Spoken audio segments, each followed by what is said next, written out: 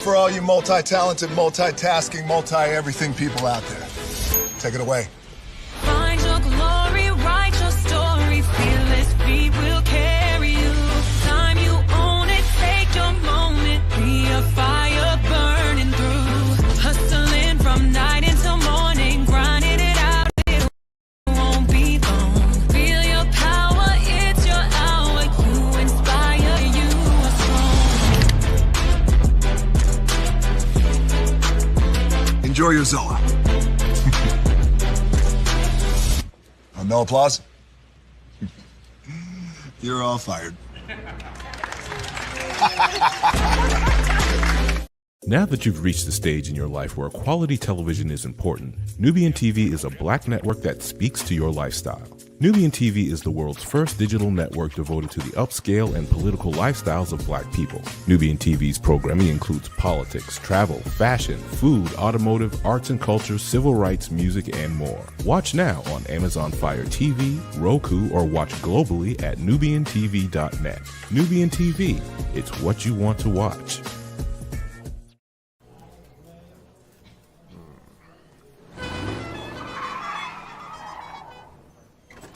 Come with me if you want to live a more delicious life. Oh, maybe we should get in the van. In this world, we don't get to control much. The past, male pattern baldness. Leggies. Got one right now. The urge to puff that bubble wrap. But there is one thing we do get to choose every single day: what we eat. Welcome to the Sonic Department of Research and Deliciousment. We have everything you want, didn't know you wanted, and some things you didn't know were possible. Because we believe if you're not having fun, you're not living free. So come on, let's live a little. Hey, good morning, America.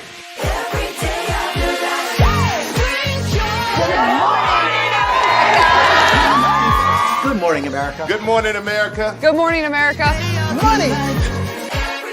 Are you ready? They are ready. Covering the biggest events in the country right now. There's a lot going on here.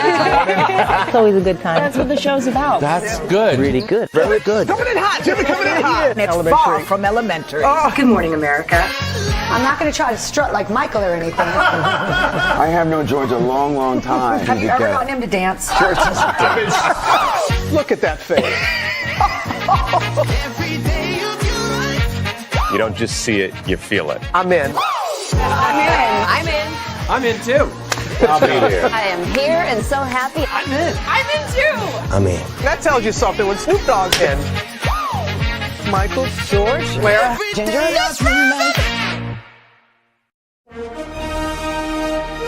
Prepare for a journey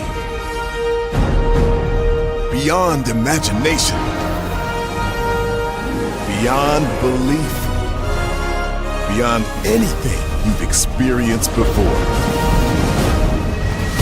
Universal Epic Universe, a new theme park where you'll step through extraordinary portals to 5 immersive worlds. Prepare for a cosmic voyage of discovery, an isle of fire-breathing excitement, a shadowy world of monsters and mystery, new wonders in the wizarding world, and a new way to play. Plus the splendor of a magnificent resort hotel overlooking the park. It's all new excitement at Universal Orlando Resort. A week's worth of vacation thrills with 4 amazing theme parks, a variety of spectacular themed hotels, and incredible dining and entertainment. It's all at Universal Orlando Resort, where you'll find new adventures every day. Explore the astonishing worlds of Universal Epic Universe at Universal Orlando Resort.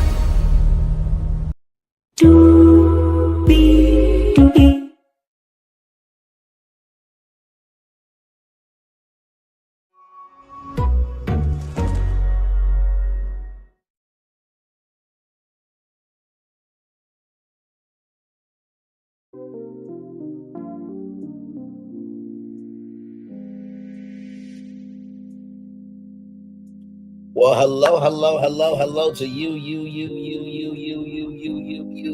and you once again. Welcome into another edition of Braylon Lee's Virtual Tour Live.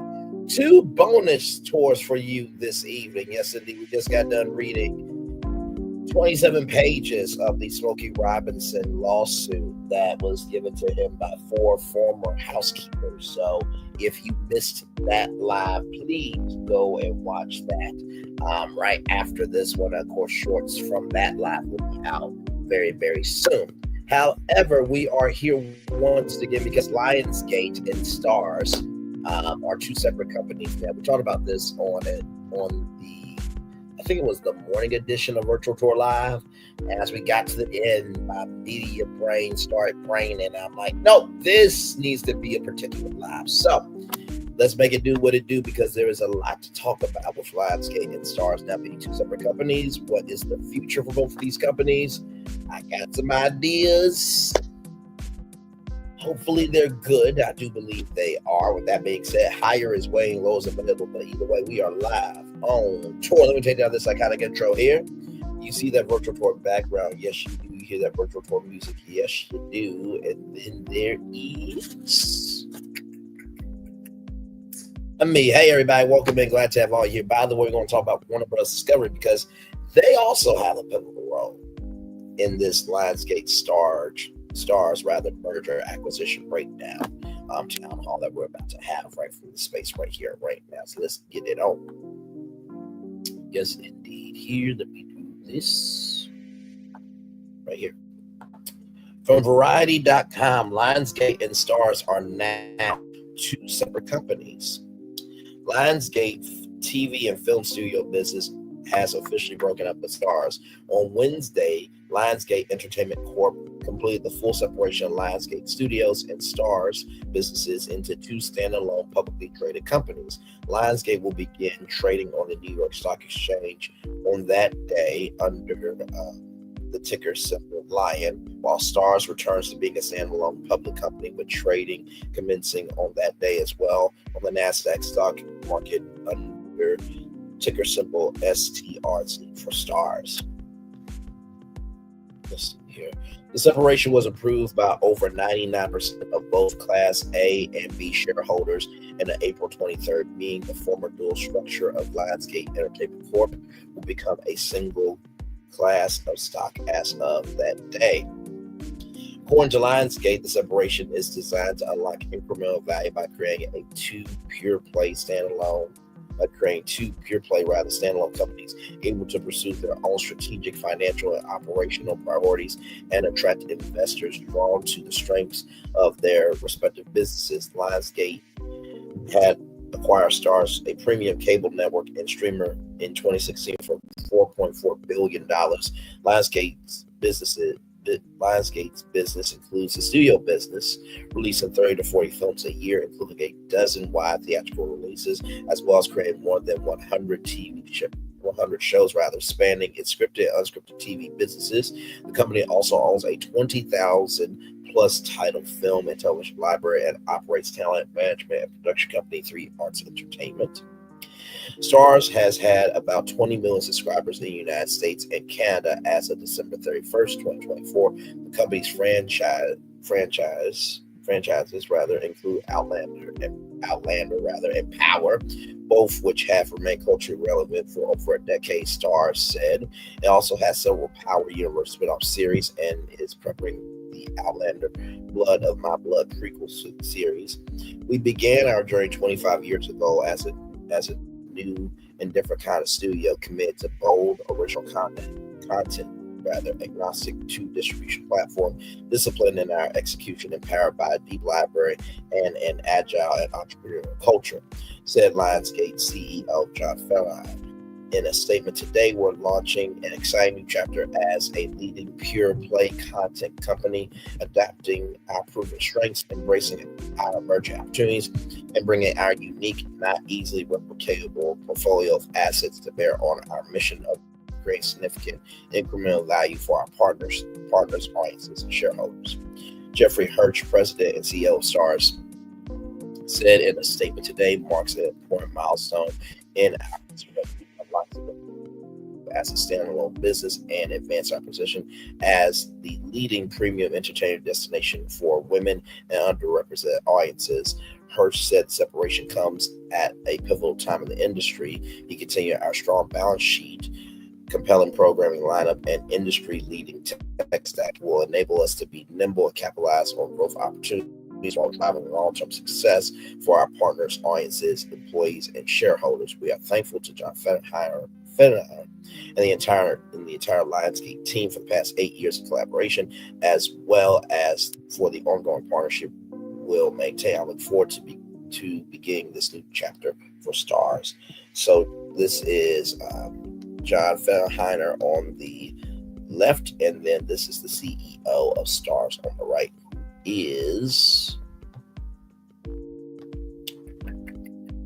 Sorry, I just want to make sure I get them right. And Jeffrey Hirsch is on the right. So that was the article that I read on the last virtual tour live. I started thinking, okay, what could be the future of both of these companies? So then there was an article that came out from the Wrap, the pro side of the Wrap.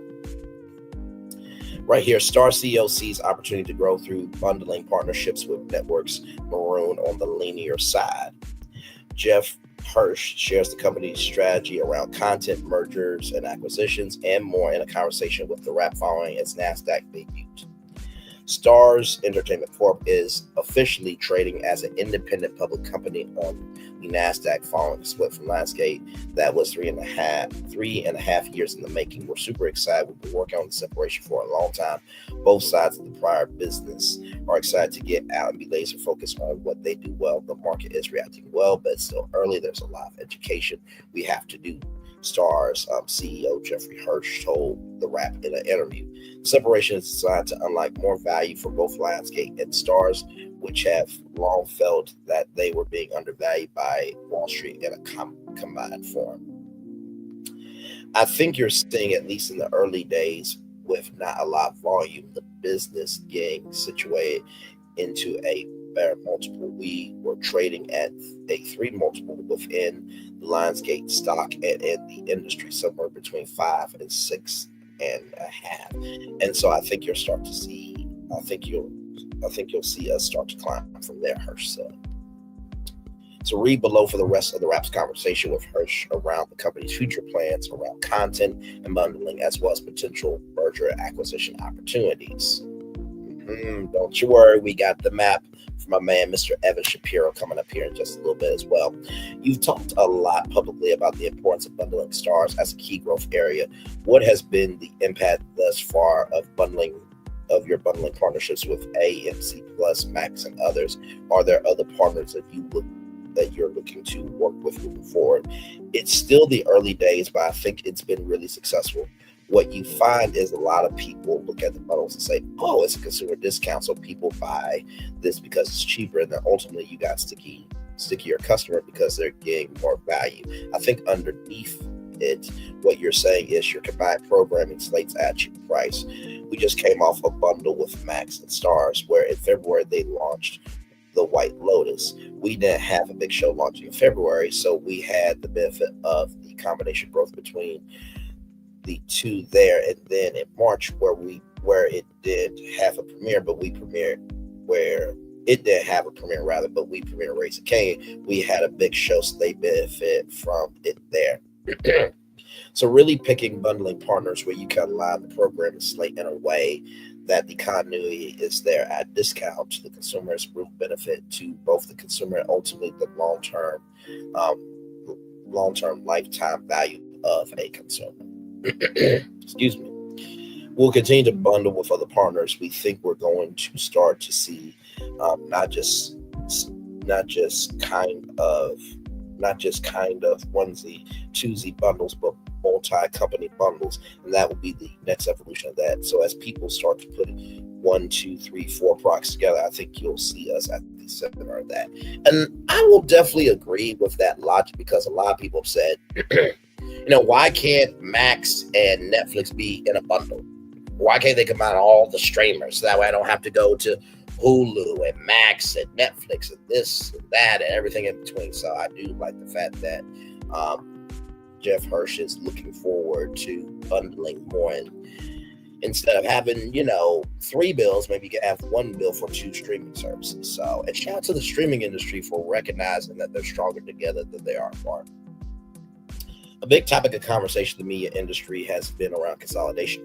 Ironically, the split with Lionsgate is the opposite of that, and we haven't really seen consolidation play out this far. As you look at merger and acquisition opportunities, do you see yourself as an acquirer or seller of assets? Or are there specific areas, companies, or assets where you see opportunities? I'm not going to talk too detailed on mergers and acquisitions. I do believe, and I've said this publicly, that because of our technical capabilities and our data capabilities and our ability to take Starz from linear-only business to a 70% digital, and being a primarily digital-first company, we are sitting at a 15% profit margin. We'll scale that to about 20% over the next couple fiscal year or calendar years. We've known how to do it. We have the technical capabilities to do it. There are a lot of networks out there today that are more on the linear side and don't have the technical capabilities to do what we've done. And we think we can be very additive to content that is stuck on the linear side to give them a digital future. So we're obviously going to be focused on women underrepresented audiences. So we'll try to scale our business around that program and focus with partners, whether it's commercial or acquisition, that can help us grow our business and into those demos. We think there's about 80 million households in the United States that are an opportunity for us. In the United States and Canada, we are on 20 million today. So we think about potentially adding partners that way. We can really actually push up into that addressable market and really grow our business. This interview is very interesting because it's saying a lot without saying anything, right? So the fact that they went from a linear-only business to now 70% digital and 20%. Let me make sure my math is right. Let me make sure Bray's math is right. Okay. Yes, indeed. So what need this 70 plus 30.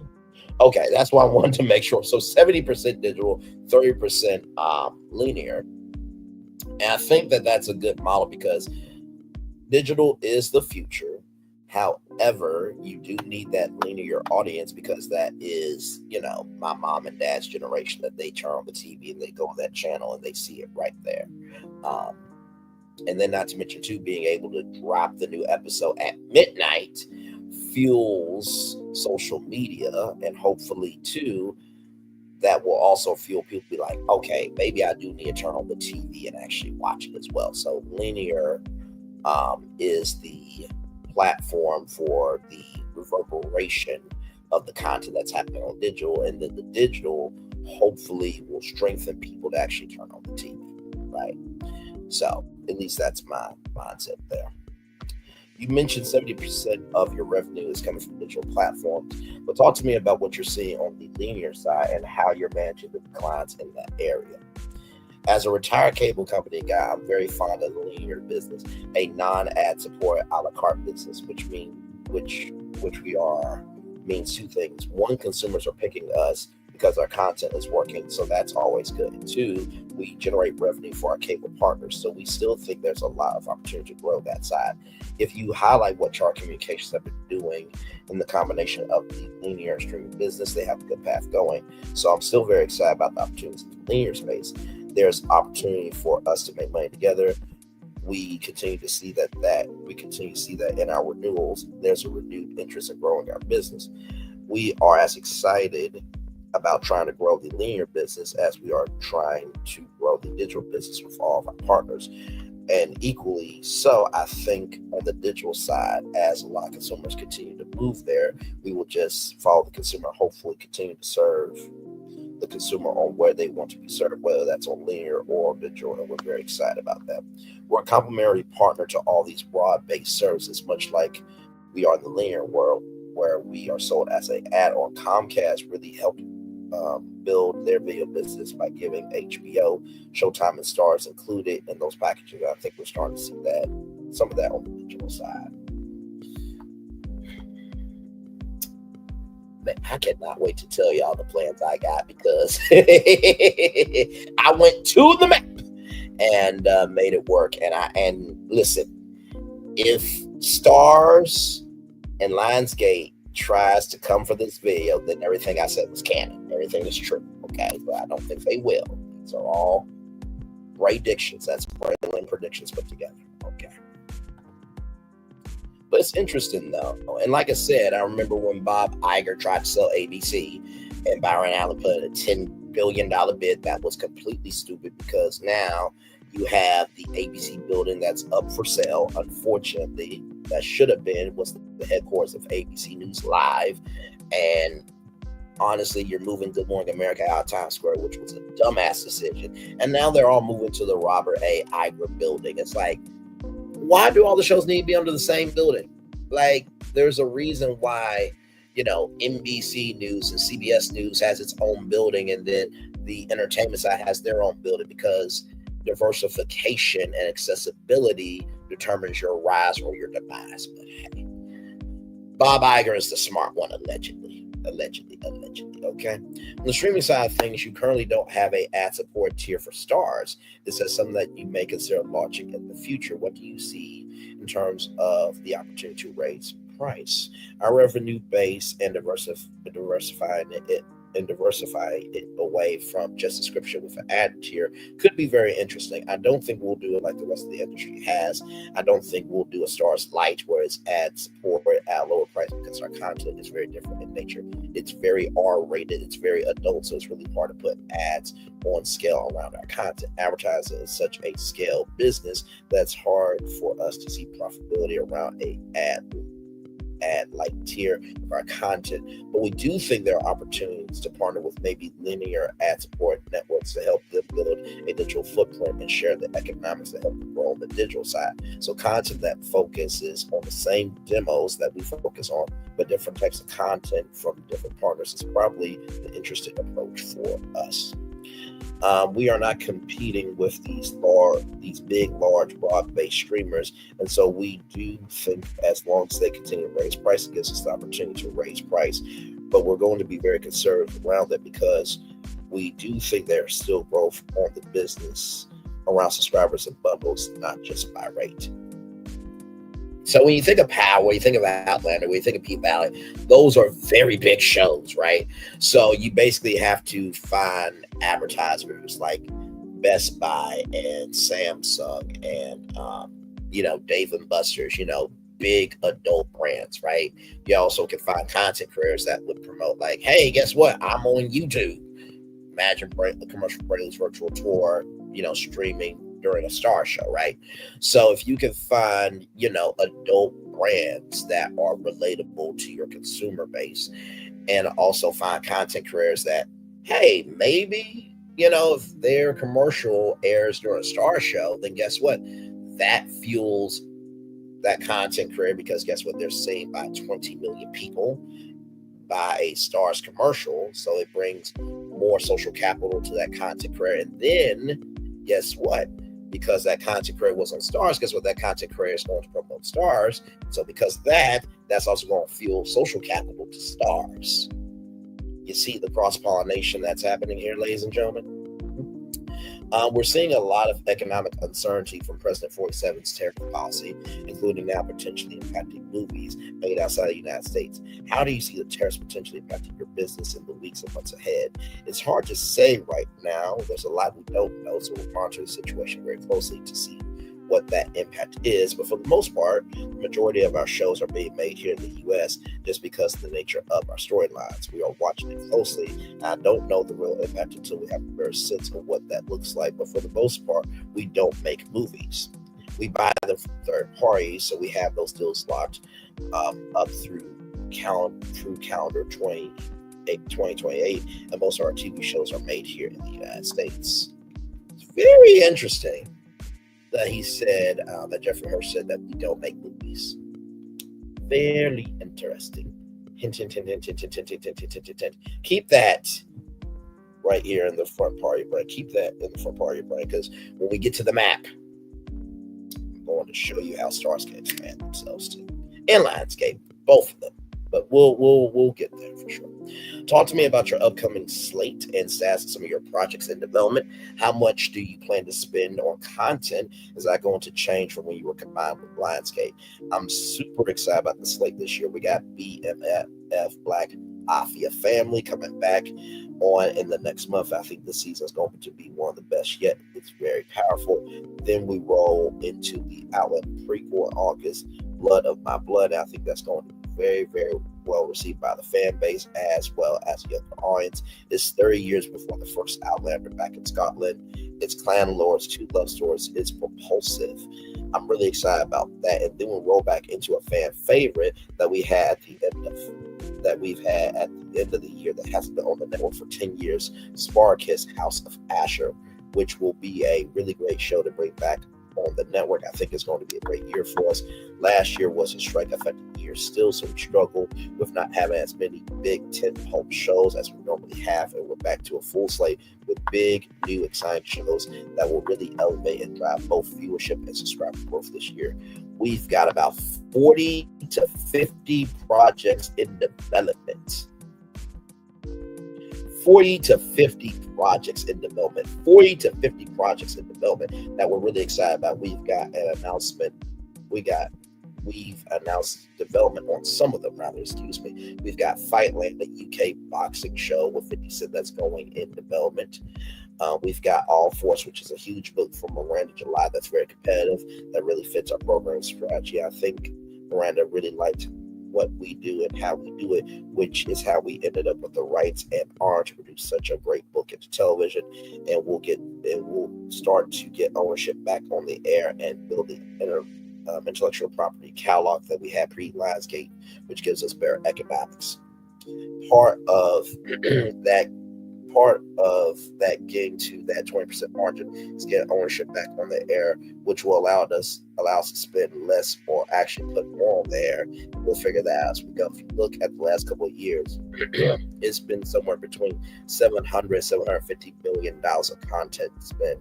But I think the content slate in the development portfolio right now is the best that's ever been for our business. Can't wait to get out to our consumers. That's very interesting.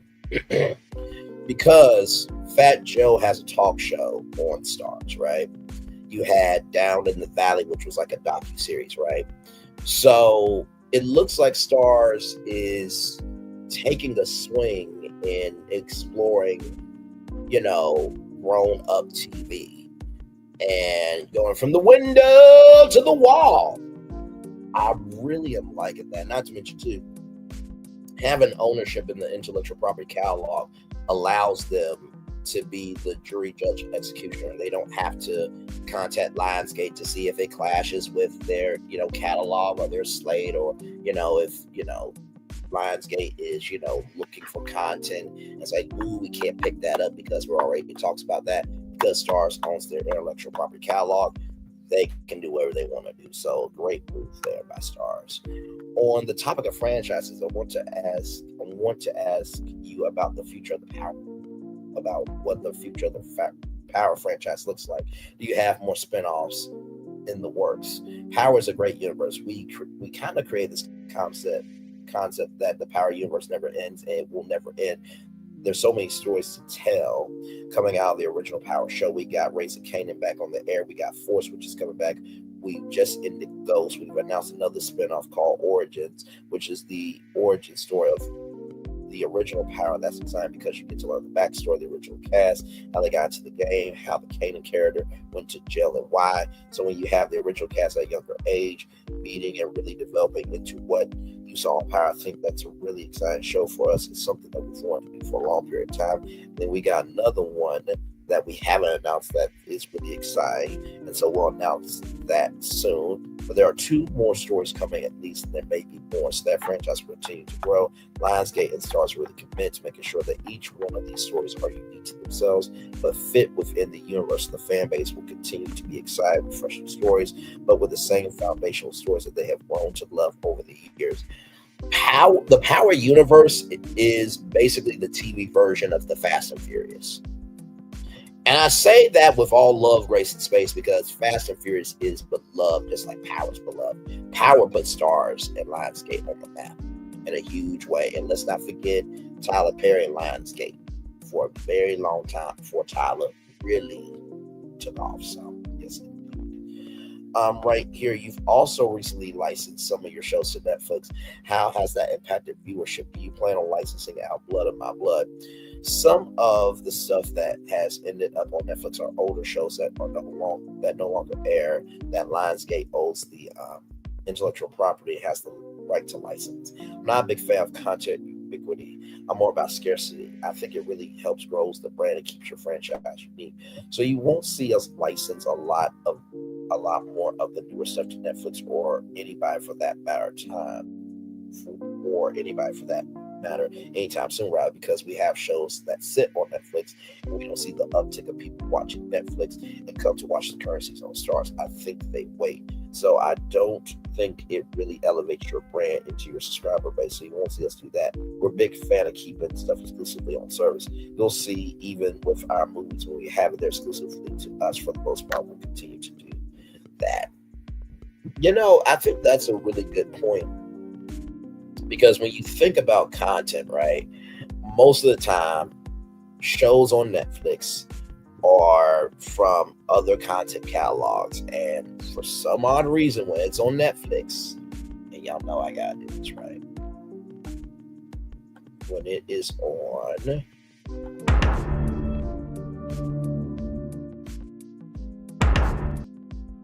Netflix, it has the power to be seen, right? Like I remember, I think it was like Suits, right? Had a huge uptick on Netflix, and now it's a revival, right?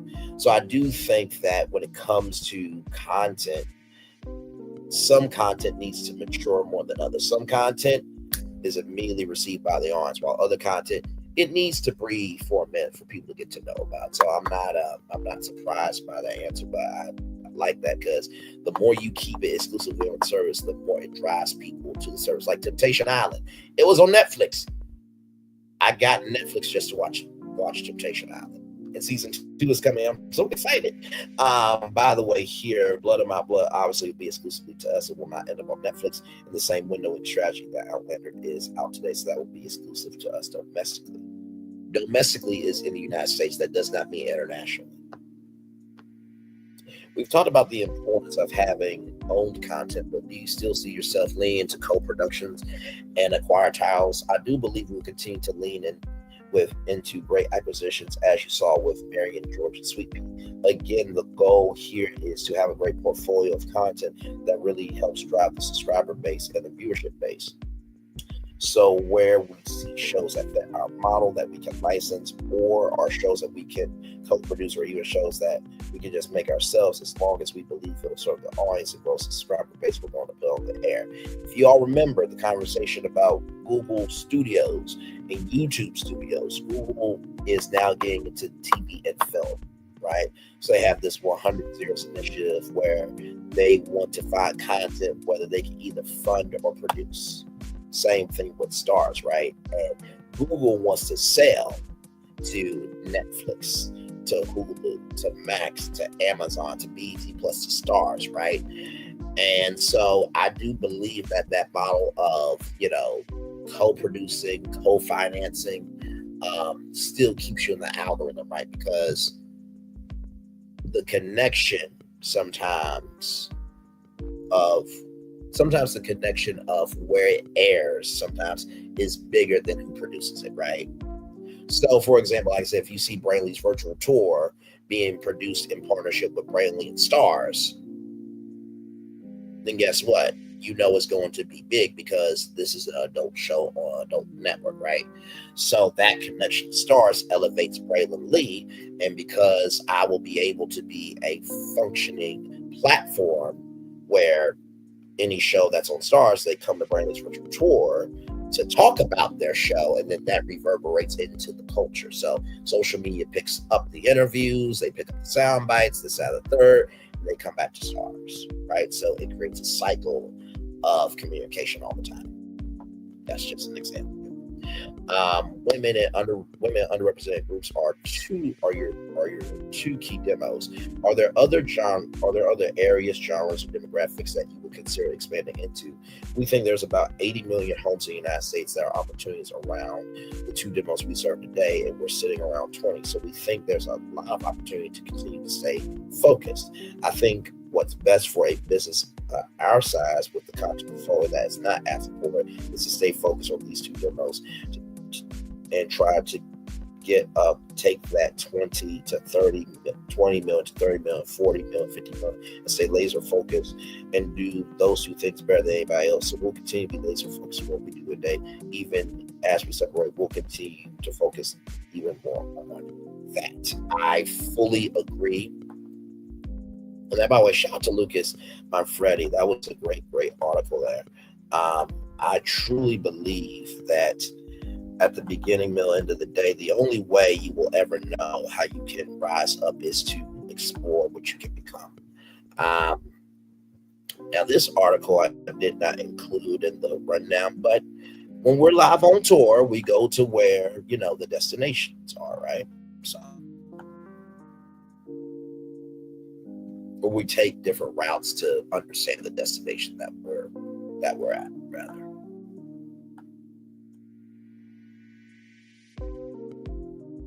We have time.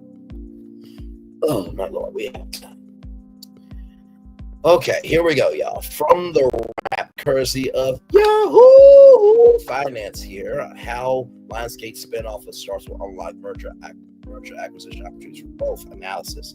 3.5 years after Lionsgate announced to separate from Starz, the long-awaited move is finally facing a vote this week, or faced a vote that week, as the Hollywood studio looks to unlock more value for shareholders and finding more strategic flexibility. Shareholders of record will be entitled to vote at the meeting in Vancouver, Canada. If the separation is approved by a majority, which it was, Starz will begin trading under the ticker symbol STRZ on the NASDAQ in May. The spinoff will bring to an end a combination that began nearly 9 years ago when Lionsgate bought Starz in a $4.4 billion cash and stock deal. Yeah, $4.4 billion is crazy, look. Shares of Lionsgate, which are trading at $7.28 per share as of Tuesday morning, are up 7.9% in the past 6 months, 7.7% in the past 5 years, but have fallen 23% in the past year and 6.3% year to date. The studio's market capitalization currently sits at $1.83 billion. For Lionsgate, a split will position it strictly as a content studio that can focus on monetizing its library. Meanwhile, Starz will have more autonomy to explore distribution and bundling properties that may conflict with Lionsgate's broader priorities. It may also be able to move more nimbly to consolidate niche streaming players aimed at female underrepresented audiences, Starz core demographics, but also makes Lionsgate and Starz, which have long felt they were undervalued by Wall Street, that combined form more attractive to potential buyers. It's a defense-offensive play at once. Alex Lubowski, managing partner and merger acquisition law firm Acquistion Starz, told The Wrap, citing the potential for a breakup premium. Together, they were discounted for complexity, separated, therefore digestible for strategic buyers or public markets. Despite Hollywood's expectation that a wave of merger acquisitions and consolidation could be accelerated under the 47 administration, thus far it's been the opposite. Warner Bros. Discovery recently restructured to separately break out its linear TV and streaming businesses, setting the table for a potential merger acquisition later down the line. Comcast was plans to spin off its cable network portfolio by the end of the year, which experts have previously told The Wrap could be used as a roll-up vehicle for other companies' linear assets. We talked about that here on Virtual Tour Live. It was called SpinCo, but now it's called Versant. I guess versatile and conversant, I guess. And by the way, I was the first person to talk about that on YouTube. I beat the Today Show and NBC News on their own news. Okay, so literally I remember reporting on it, and then I saw the breaking news and went live to talk about it, and then did like a separate upload as well. Lionsgate, which has been under the leadership of one of Hollywood's longest running CEOs, John Fetner, since 2000 has already made a move in this direction, launched the publicly traded Lionsgate Studios in a SPAC deal with Screaming Eagle Acquisition Corp in May of last year, which gave it an enterprise value of about $4.6 billion, $200 million more than what Lionsgate paid to acquire Starz in 2016. I believe larger media companies may go through a phase of deconsolidation to give investors the ability to invest in the specific profiles of certain businesses rather than a conglomerate of media-related assets that have been used as intellectual property as an organizing principle. Mark DeVos, a veteran media and technology executive who previously worked at Starz, Paramount, and NBC Universal, said it may also be deconsolidation that leads to the reconciliation of like-for-like businesses, like various cable networks coming together while separating from film studios, given the different investment return profiles of each of those businesses. In addition to the impending split, shareholders will also vote on Lionsgate's dual-class stock structure, as well as a 15-to-1 reverse stock split for Starz Entertainment, which will consolidate every 15 shares of common stock into one in order to reduce its total numbers of shares outstanding. Once separated, Seaport research analyst David Joyce believes both Starz and Lionsgate will be willing to do the right deal, regardless whether that entails being a buyer or a seller. Starz have focalized an interest in being a streaming roll-up vehicle. I would not expect full company combinations, although that is possible. Choice added. As for Lionsgate, my sense is that it will be a willing seller with the right deal. There's a lot of logical combinations that could emanate from industry rationalization. Representatives for Lionsgate and Starz declined comment for the story. Lionsgate and Starz connection. For the 9-month period ending December 31st, Lionsgate studio business saw total revenue grow 93% to $2.3 billion. The profit fell from nearly 19% to $268.5 million. Meanwhile, the media networks business, which includes Starz networks and operations outside of the United States and Canada, saw profit drop 40% to $109.5 million and revenue tumble 14% to $1.04 billion. Those Lionsgate and Starz and Lionsgate will be operating as two separate companies post split. Executives have publicly said both companies will continue to benefit from their collaboration with each other.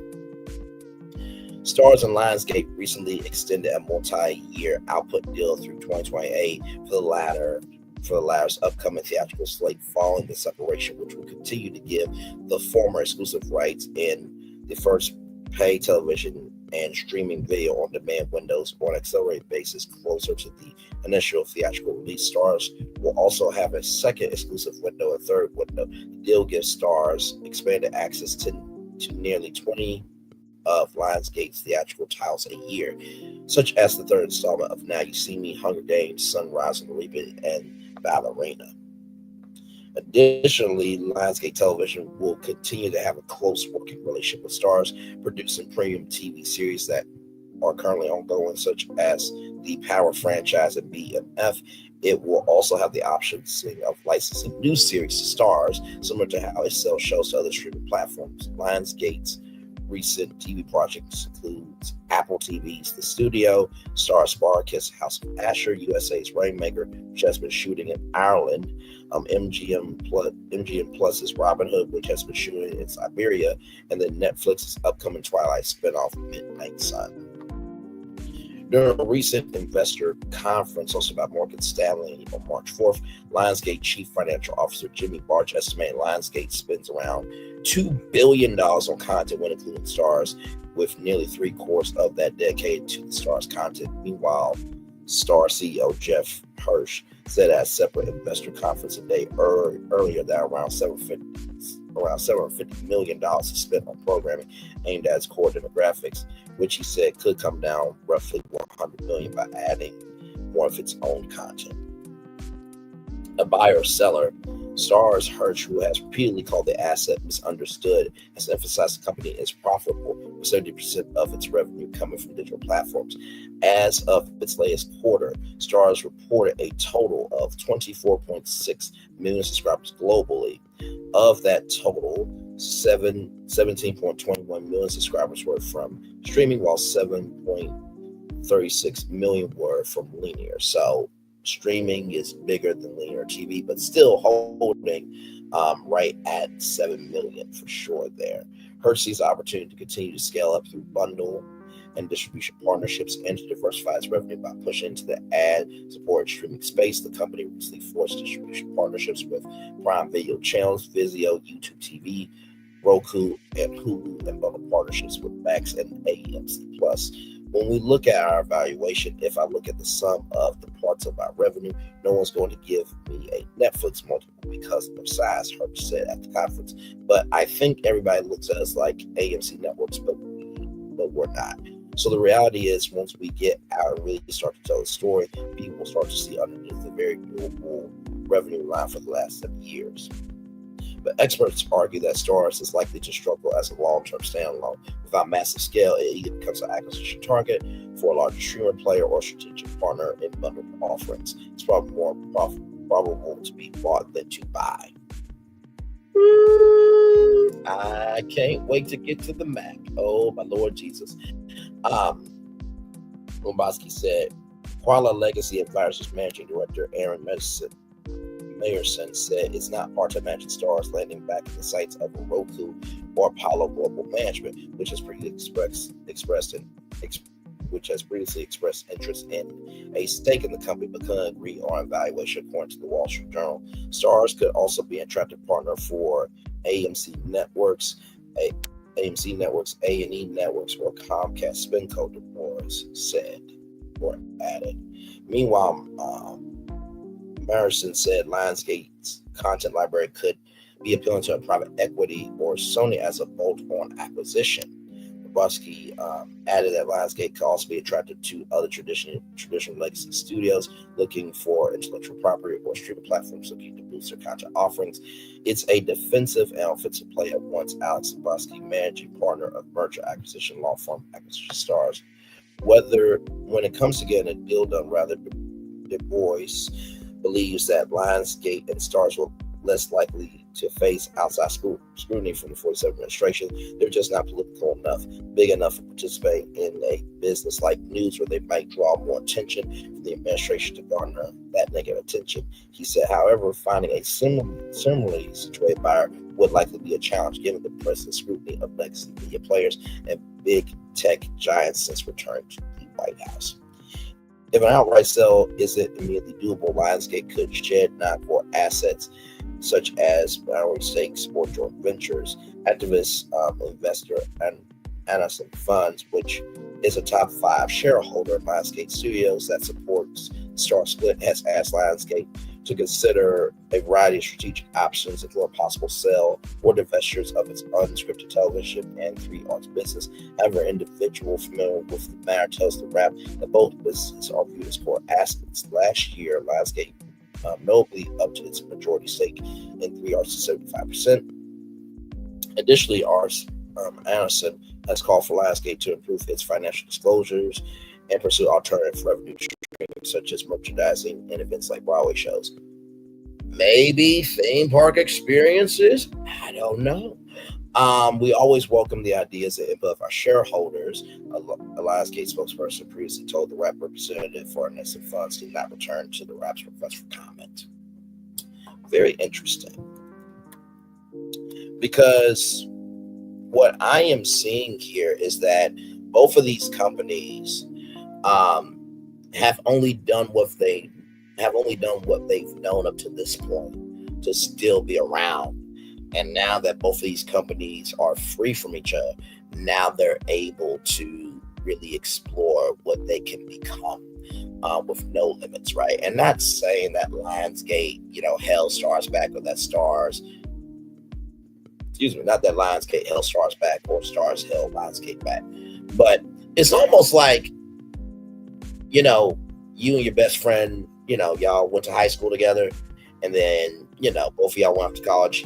They went off to one college, you went off to one college, and you're like, oh my Lord, I've been hanging out with my friends so much that I forgot the world was out here. Right? So now it's very interesting, right? Because I did say a theme park, right? I did say that, right? I love having fun with y'all. I really, really do. As I pull up this receipt.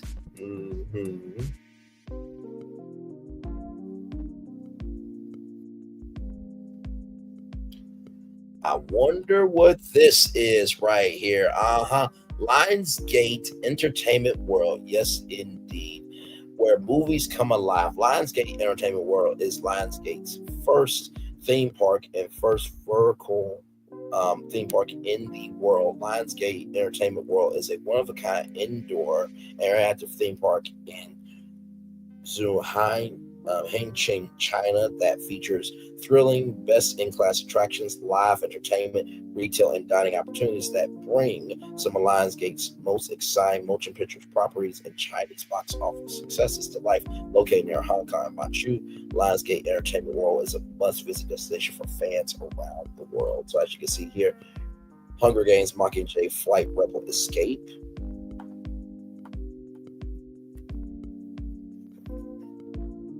Twilight Saga Midnight Ride, Gods of Egypt Battle for Eternity,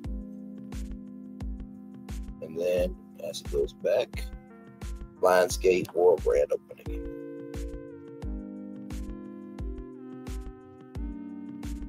So right here is the actual park here. So let's look at the attractions here. Like I always say, if you understand the moves that are happening around you, you'll understand what you're seeing in front of you. As that loads up, we load up something else here.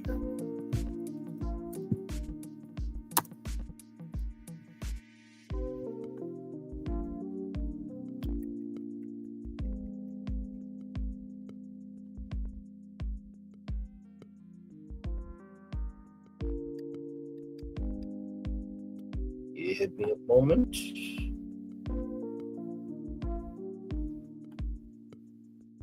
All right, attractions here. So they have the Hunger Games Mockingjay Flight Rebel Escape.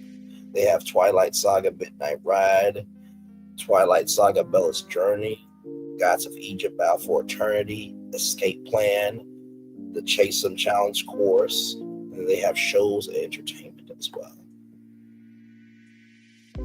So they have all of those there. So that's 1, 2, 3, 4, 5, 6. So 6 attractions and shows and entertainment, right? And then they have dining.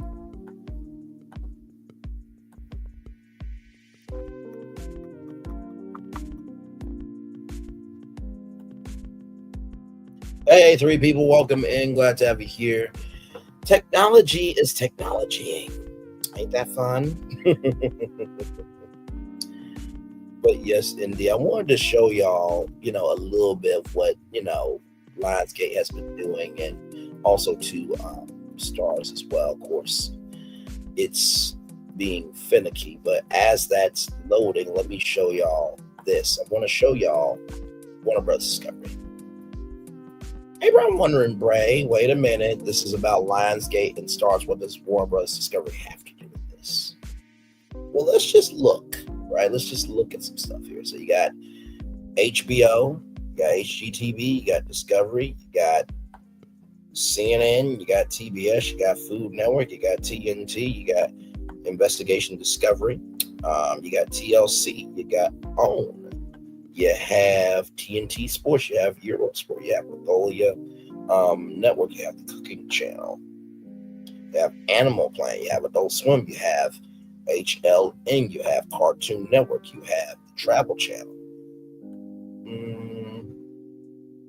you got True TV, you got Cinemax, you got TVN, you got Sci, you got American Heroes Channel, you got Discovery Espanol, you got Quest Red, Destination America, Turner Classic Movie. You got Disney, not Disney, but Discovery Family. You got Boomerang.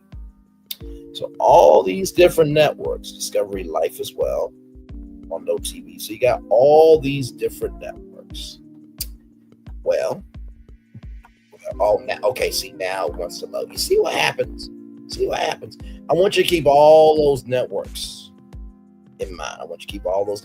So you have Hunger Games, Mockingjay Flight, Rebel Escape. You have Twilight Saga, Midnight Ride. You have Twilight Saga, Bellastra. You have Gods of Egypt, Bow for Eternity. You have Escape Plan. You have the Chase of Challenge Course. Then you have Shows and Entertainment. Then you have Dining, the Capital Club, based on the Capital from the Hunger Games. There's that there. And then, of course, you have Shopping, Capital Couture from the Hunger Games. You have the Egyptian Marketplace. You have Capital Confectionery from, the Hunger Games there. And you have Igon's Magic Shop. Now, I don't know who Igon is. I mean, obviously it's from New Orleans Lionsgate, but either way, there's the Capital Confectionery. Oh my Lord. Now, I do know that, there's a huge audience for the Hunger Games. There's a huge audience for the Gods of Egypt, right? So this is the only Lionsgate theme park in the world that here's Igon's Magic Shop. I'm trying to think, who in the hell? Oh, you know what? Maybe this is from Now You See Me, maybe. Maybe that's who it is. Maybe. But I wanted to bring up those Warner Brothers networks for this story right here. This came out today from our report. Sounds like Warner Bros. Discovery will have its own spin code in the not too distant future. CNBC's Dave Faber reports that a spinoff of Warner Cable Channels is imminent. Sounds like Discovery Co. may be reality. Warner Bros. Discovery is moving towards a split. CNBC's David Faber reported on Thursday a news update that broke right after the company's quarterly earnings results and called with Wall Street analysts. Faber added, "It's becoming relatively clear to me from the many conversations I've had that we could get some sort of announcement in the not too distant future that they are planning to try to split the company." Faber said that we almost definitely will see the Warner Bros. Studios paired with Max, leaving Warner Brothers Discovery Cable Networks as the odd assets out. It's basically exactly what NBC Universal is currently doing to Faber. A spokesperson for Warner Bros. Discovery did not immediately respond to the High Report's request for comment on the Faber report. I'm sure they did. NBC Universal is spinning off most of its cable assets, minus Bravo and including CNBC, into a new company now called First, aka Spinco, led by Mark Lazarus. Digital assets like the Golf Now app, Golf Pass, Golf Channel, Rotten Tomatoes, and Fandango will also be a part of Versant. Almost immediately after the original announcement of Spinco, media analysts and reporters began to ask, will Warner Bros. Discovery do the same? Will Skydance Paramount do the same immediately after that merger clears? As you all may or may not remember, BET was up for sale because Paramount Global is at $14.9 million worth of debt. But also, Warner Bros. Discovery is in about $40 billion worth of debt. But you did hear that from me, though. Allegedly. Disney CEO Bob Iger had publicly said in July 2023 that the studio's legacy networks, including ABC, may not be core to the company. He has since want that back. Of course, that dumb bastard want that back because, before y'all say, Braylon, you're doing too much to Bob Iger. For the record, ABC actually invested into Disneyland because Walt Disney was trying to get funding for Disneyland the park. And so Walt Disney said, if you will invest in Disneyland, I will bring programming to ABC, right? You pay me, I give you stuff. So ABC, for a period of time, actually owned Disneyland. For those of you who got to know that. Yes, indeed. Well, I'll just say this: Bob Iger made a stupid decision. He's not stupid, but he made a stupid decision. In December, Warner Bros. Discovery began reorganizing its corporate structure into a global linear TV division, separating from its streaming and studios division. The new corporate structure aims to bolster its strategic flexibility and create potential opportunities to unlock additional shareholder value for a company finally at the time. The initiative is expected to be completed by mid-2025, and guess what part of 2025 we are approaching? They've already done all the reproportioning necessary. Faber said of Warner Bros. Discovery, and I would note as well in their earnings report, for the first time, they break out every segment in its own financials. That is usually a tell, right? Streaming has its own page, studios, and linear, global linear segments, network segment as well. So what is Warner Bros. Discovery waiting for? Well, it's still got like $35 billion in debt to appropriate across Warner Brothers Core and Discovery, and that will take some time to actually happen. Faber said Warner Bros. Discovery was formed just a few years ago as a combination of David Zaslav's Discovery Inc. and AT&T's Warner Media. Yes, there. So just wanted y'all to know that there's, more that meets the eye, right?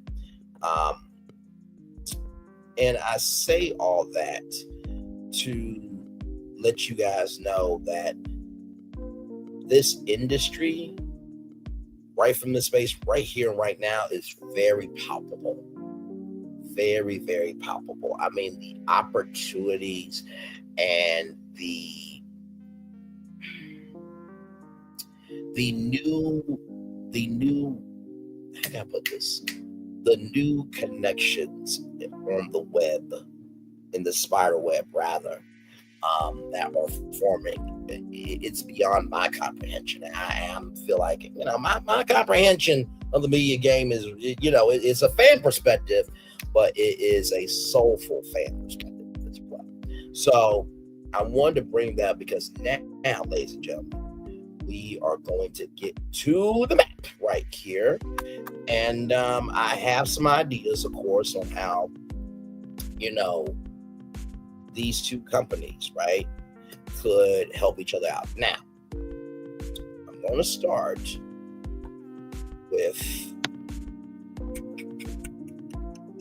where are you at here?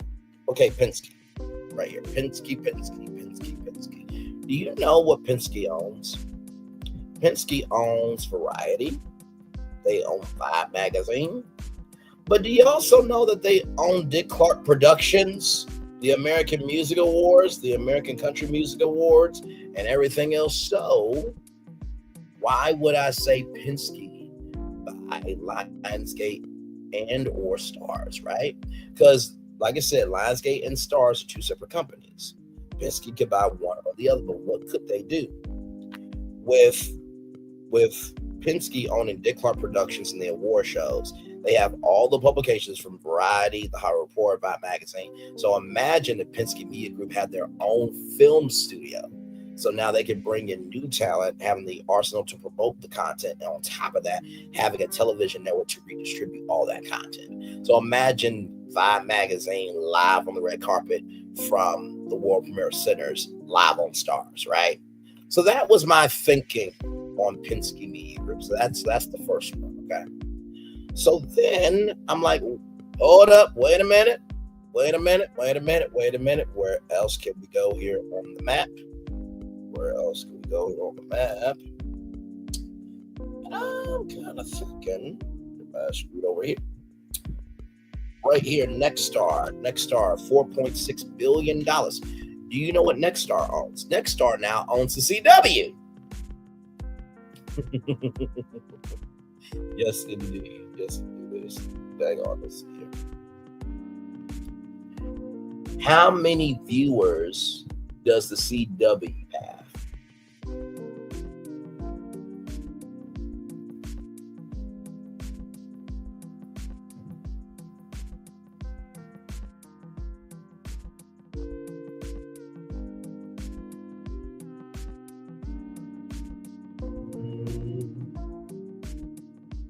minute. I need that. Thank you very much. That person needs to have phone number 2. I'm sorry. Give me a moment.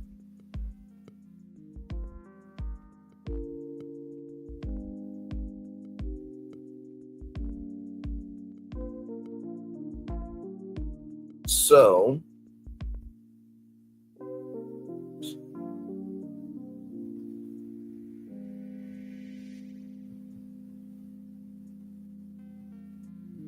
try to.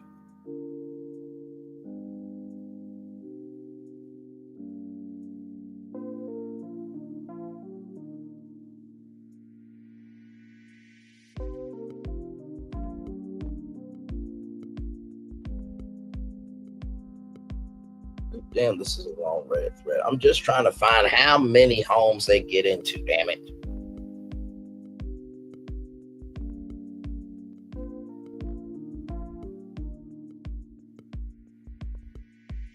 How many homes is the CW in?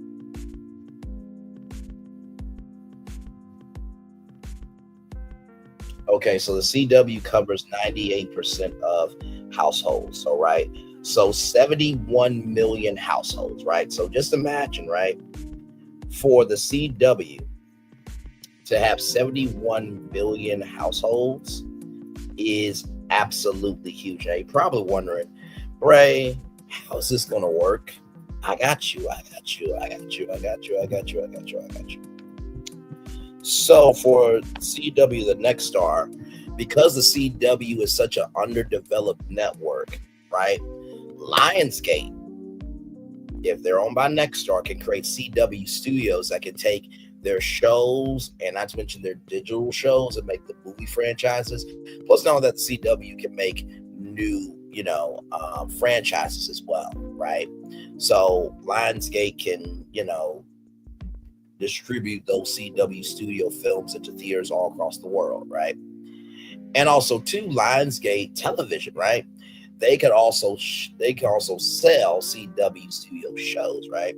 Lionsgate Television can create scripted, unscripted shows for the CW, and then of course, Starz, right? They have 17 million digital subscribers, with the CW's 10 million subscribers, so that's over 27.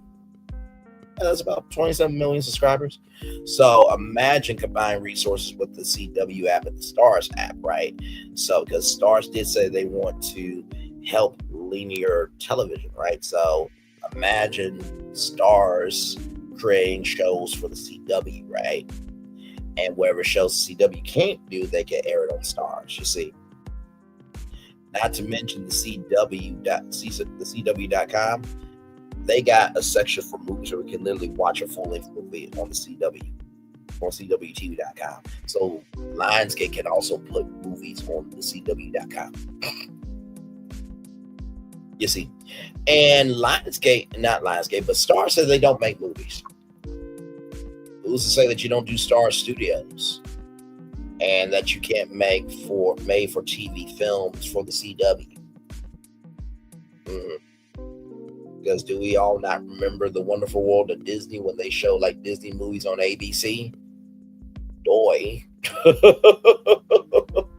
So that's the CW and Nexstar, which is right here. So Nexstar, $4.6 billion. So as I continue on my journey upon the map, I'm looking. Oh, what about this right here, Sony? Now you're like, Bray, come on, Sony, I got you. So think about Crunchyroll animation right here. Crunchyroll and anime is absolutely huge. There was a network called G4. G4 was the nerd network, right? So they covered Comic-Con, they covered the Consumer Electronics Show, they covered an event called E3. Unfortunately, E3 is no longer around. It should still be here because it was the premier video gaming con, festival, meetup, what have you. But imagine with Crunchyroll animation, right? Imagine if that could bulk up Starz content, right, for shows. Like how Fox and Hulu has adult animation shows. And Sony has a lot of production companies that create a lot of unscripted television. those can air on Starz. You see, because the only network that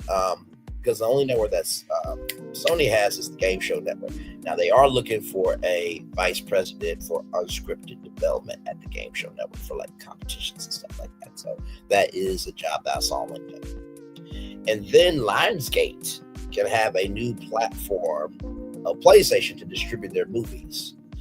And through Sony Music Group, they can create Lionsgate records. And what's the best part about owning your own stuff? And guess what? We need songs for a new Lionsgate movie. Oh my God, let's go through Lionsgate Records, and there it is. And not to mention, you can load Starz on all Sony electronics. Okay, so that is Sony. All right. I told you I was in the lab working. So let's see here. Roku. $9 billion. They have just acquired Friendly TV. That will become Roku TV, just like YouTube TV. Okay. Now you're probably wondering, Ray, what about Roku? I got you. So with Roku having Friendly TV, which will turn to Roku TV just like YouTube TV is, remember Quibi and those short 10-minute episodes? Well, Roku bought those Quibi originals. So imagine Roku originals on the Starz network. And now, since Roku has their own films, they can also air new films through the Roku channel and the Roku app. You see. Now, of course, before I get into the others here, okay? So that was 1, 2, 3, 4. So that was 4. Let me write that down. So that was 4. Yeah. Well, I'm giving away game plans today. Yep, sure am. Sure the hell am. That was 4 of them. So number 1, Penske Media Group. Number 2, Nexstar, the CW. Number 3, Sony. Number 4, Roku. Okay, so I'm gonna save those 3 for later. So let me see, I need 5, 6, 7. Okay. So I was kind of debating on not doing this one, but then again, why not? Okay. So anybody remember Napster? Okay. It is now an infinite reality company. Okay. Now I'm gonna give this away for the free $99. Okay. So give away for the free $99. Wait till y'all hear how this one's gonna go down. Right. So as you can see here, through this acquisition, Napster Infinite Reality plan to offer artists the tools to create 3D virtual spaces where fans can enjoy virtual concerts, social listening parties, and other personal community-based experiences, sell both physical and virtual merchandise, exclusive digital content with tickets, leverage artificial intelligence, power customer service, sales, and community management agents for brand personalization, enhanced analytics, dashboards to better understand fan behavior, integrate gamification to increase fan engagement and loyalty, leverage Infinite Reality's audience network, including DRL and top esports team, to seamlessly cross-promote and bridge fan communities, offer brands innovative sponsorships that connect with millions of young and digital-savvy consumers. Now, as we all know, Napster is a music streaming service, right? But what if Infinite Reality got its hands on Lionsgate and Starz? If Infinite Reality got its hands on Lionsgate, right? Like I said, with Infinite Reality, they do a lot. They do quite a lot. Let's see here.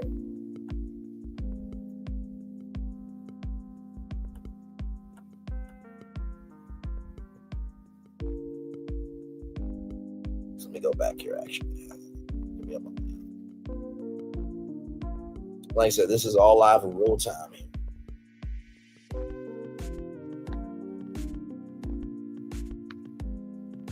So they have all these different brands here, right? All these different brands here.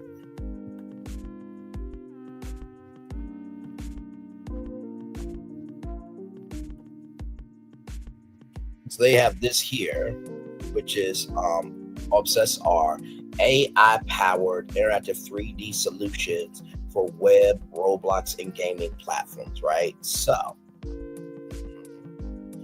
virtual stores, virtual flagships, virtual retail, virtual pop-ups. So imagine, if you will, right? Imagine that you are able to do a virtual pop-up show on Starz, right? Okay.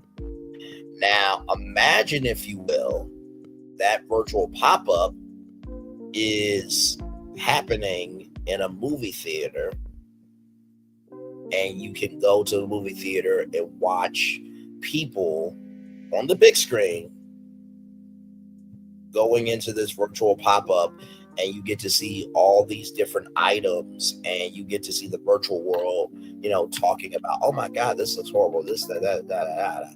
You get to see people, you know, pop up live like this, and you're at the movie theater watching these people shop, and you're like, why the hell would she say that dress was ugly? I thought the dress was kind of decent. So now you have virtual reality within real life reality, right? So you have that.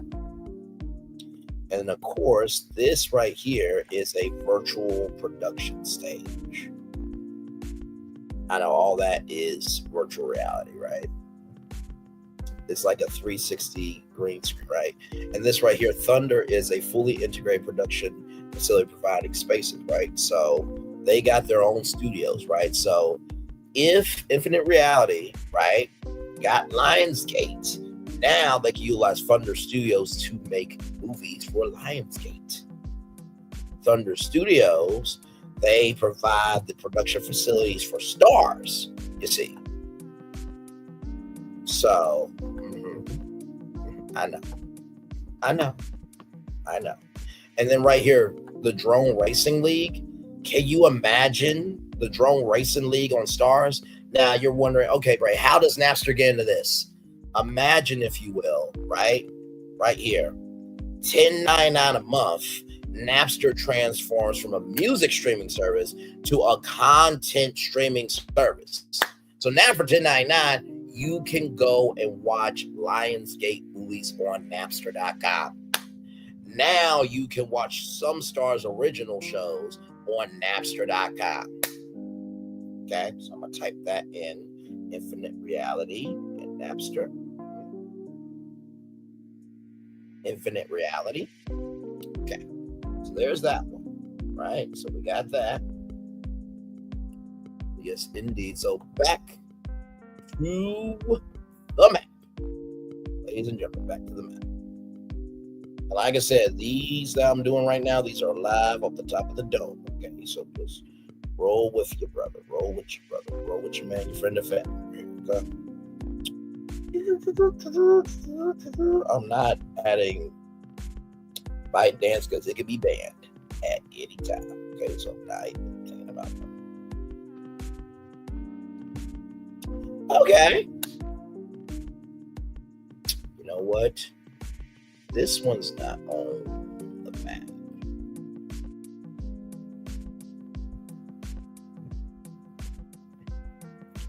Live Nation. Let's talk about Live Nation. So Live Nation owns Ticketmaster, right? So you got all these concerts, right? Like Beyonce's on tour, throwing it down, right? So imagine, if you will, not just going to a movie theater to watch a movie, but imagine, if you will, right, going to, for example,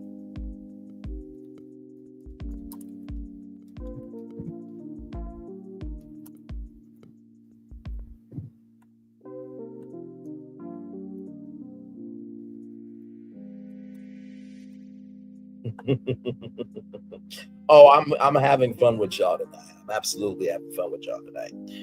Let's see here. These are all top of the dome. Okay, so listen, everything I'm saying is alleged in my opinion for entertainment purposes only. Okay, listen.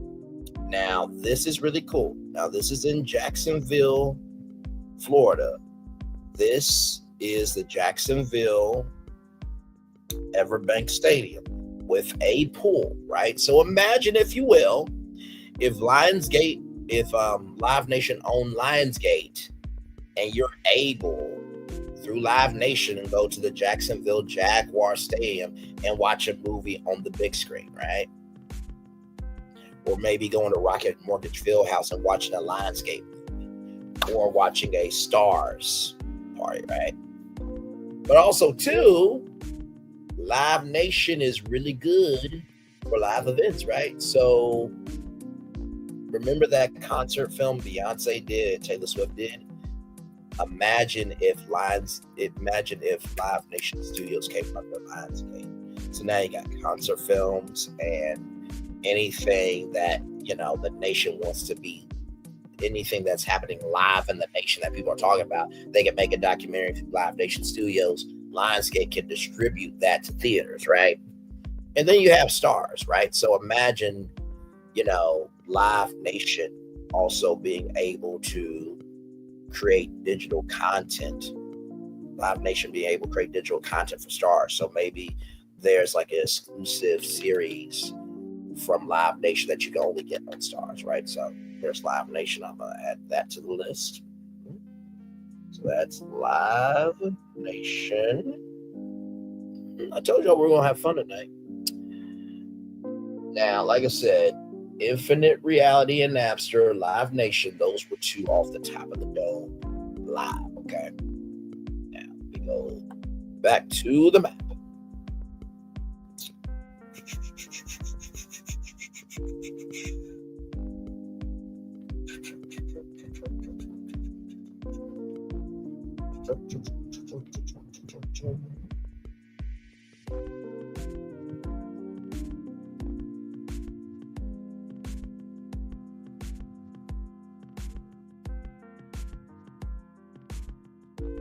You know, I was kind of debating this one. Let's see.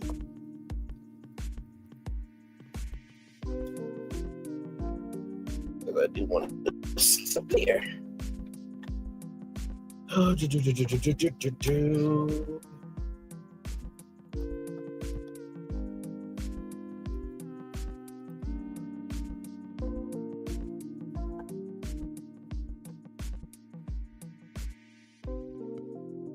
Trying to think of one more that you guys want to expect.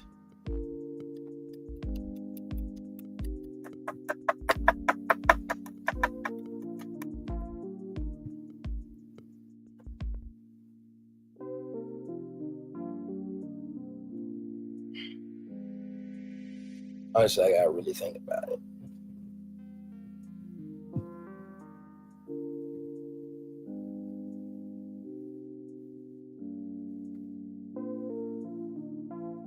I really am trying to think about this one.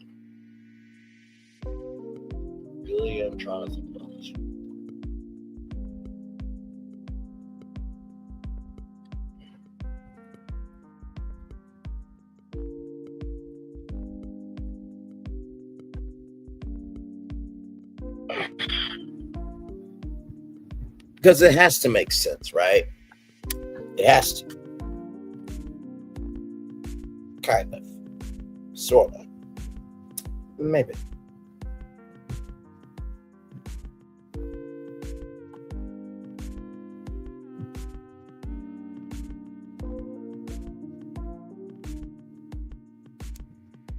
I'm gonna show you what just happened.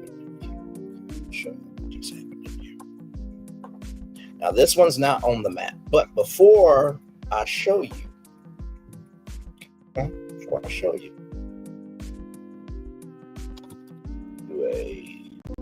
this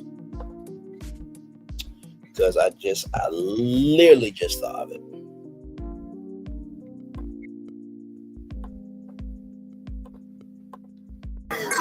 Come on. Think.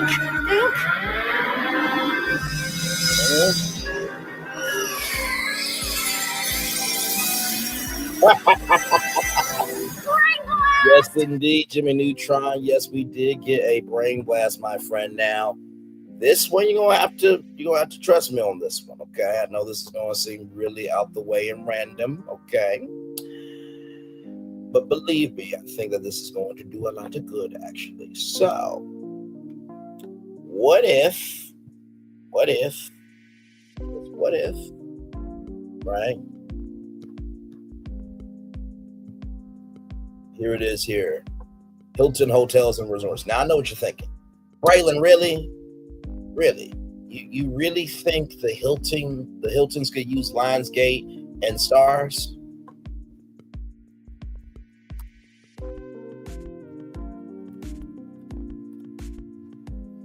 Does anybody know Kathy Hilton? Anybody? Anybody at all?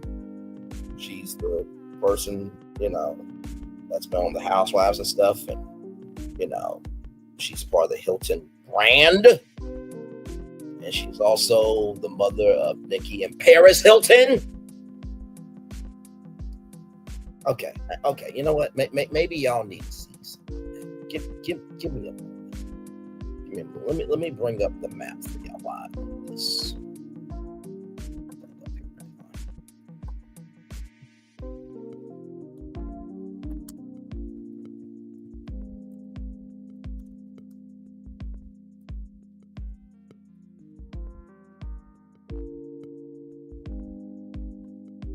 I don't know if y'all remember this commercial. Let's roll it. Sorry, babies, but mommy. Goodbye.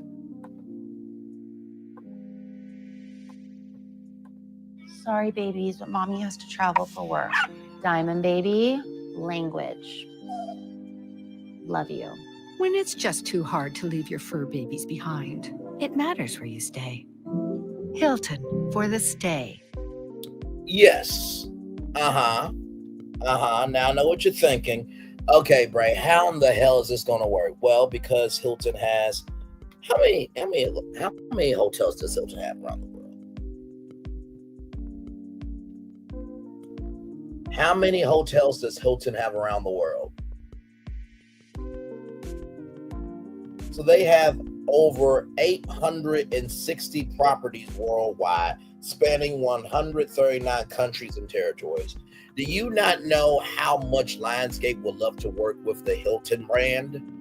Because guess what that means, guys? Anytime that Lionsgate does a movie, that means all you got to do is get a hotel for the staff, the crew, and the actors. You can film inside the hotels, which basically pays off itself, right? And then, of course, if the Hilton hotel brand owns the Starz network, now you got Starz, and you already got Starz on in every hotel as it is, but usually it's an add-on option, right? But if the Hilton owns Starz, then they can make Hilton Studios and create content that you can only watch at Hilton hotels. Okay. All right. See, this is why I am who I am. Okay. So now I'm gonna put Hilton on there too. So, all right. So we did Napster, Infinite Reality, Live Nation, and Hilton Live as options for Lionsgate and Starz to be bought. Okay. So now we're going to go to the last. Okay. We'll go to the last three. Now, this one, okay. I how can I help y'all out here? You know what? How about I just show y'all this? There's really no secret about our approach. We keep moving forward. One more time. There's really no secret about our approach. We keep moving forward. With the hope that it will be a source of joy and inspiration to all the world. In Disney's 102-year history, there have been many defining moments and countless achievements. Today, we celebrate another thrilling moment, the creation of a spectacular new Disney theme park resort coming to Abu Dhabi.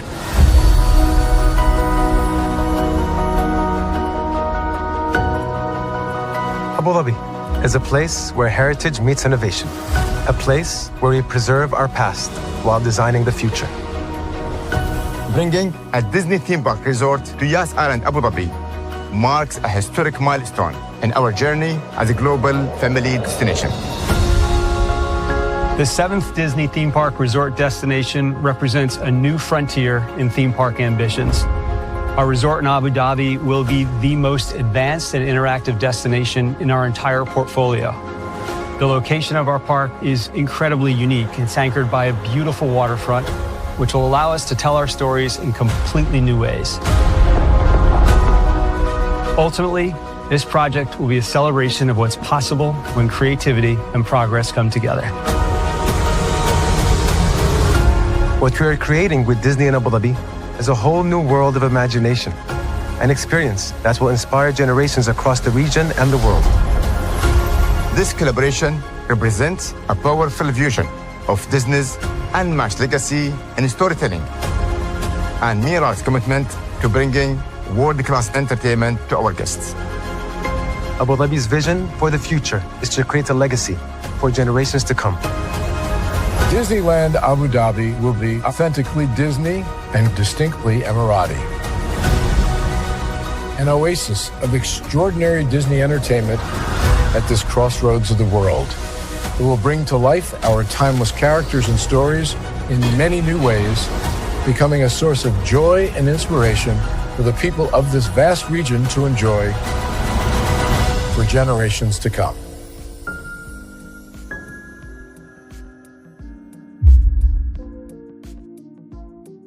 I know what you're thinking. I know what you're thinking. I know what you're thinking. Just give me one moment.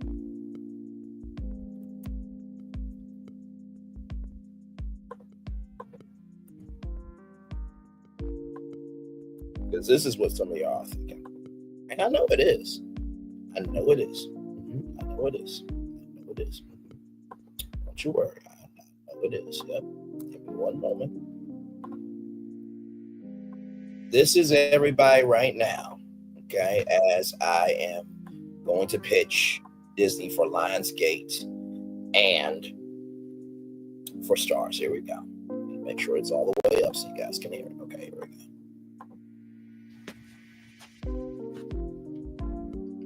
No, God! No, God, please, no! No! No! No! I hear you. I hear you saying no. I got it. But let me explain. Let me explain. There's always a reason for everything I do. Okay. All right. Here's the media versus map here. Now, Disney has a problem, right?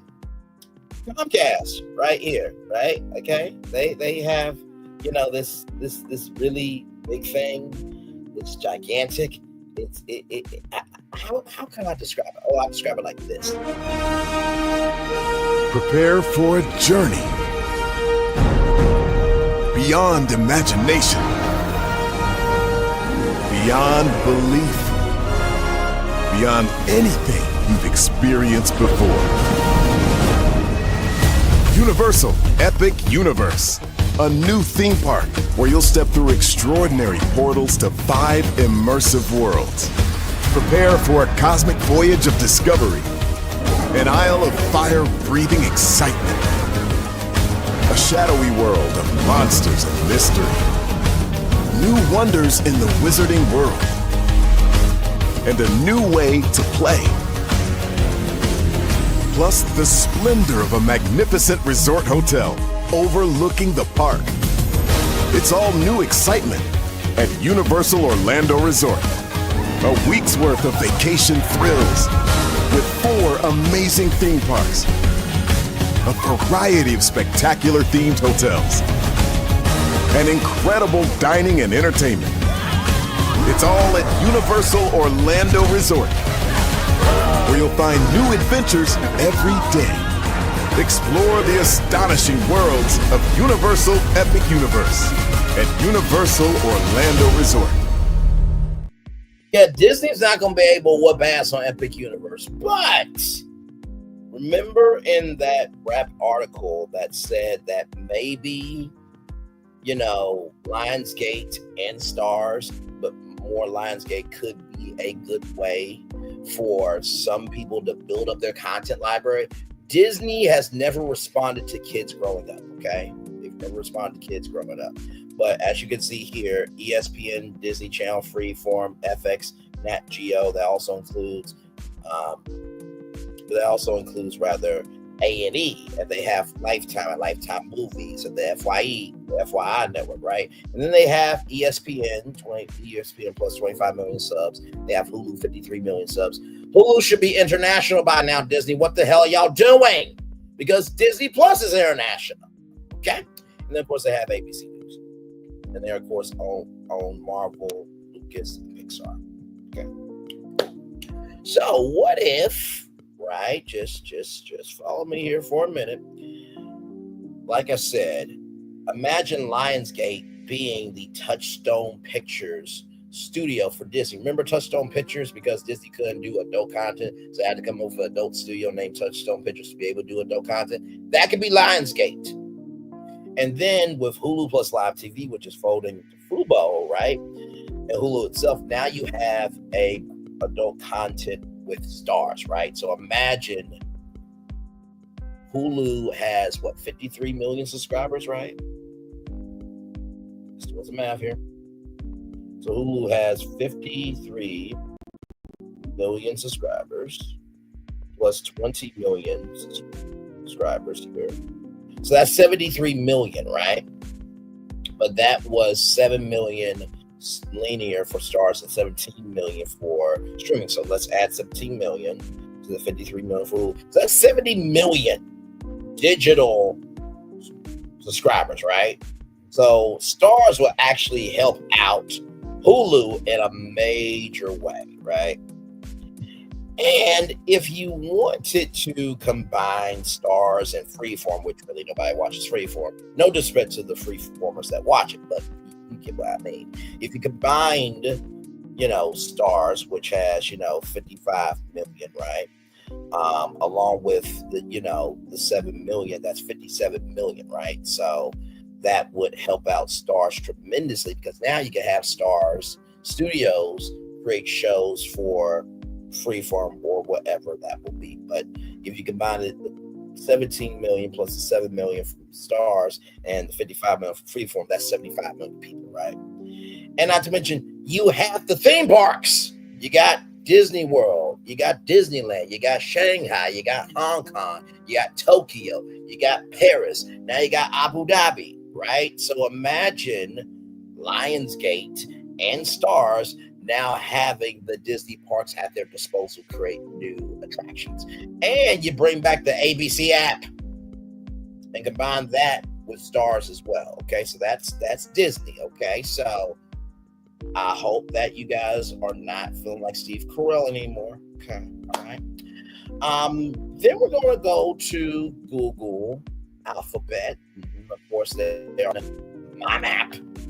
Let's get to it, because we talked about Google Studios, YouTube Studios, right? So there we go. So let's get in here, okay? Now, one thing to know and two things for damn sure. If you are a content creator, one of the most messed up things that will piss you to pistivity is copyright when you're trying to stream clips. So now imagine right now, of course, Google has the 100 Zeros initiative with Param. I want to make sure I get this right. 100 Zeros Google initiative.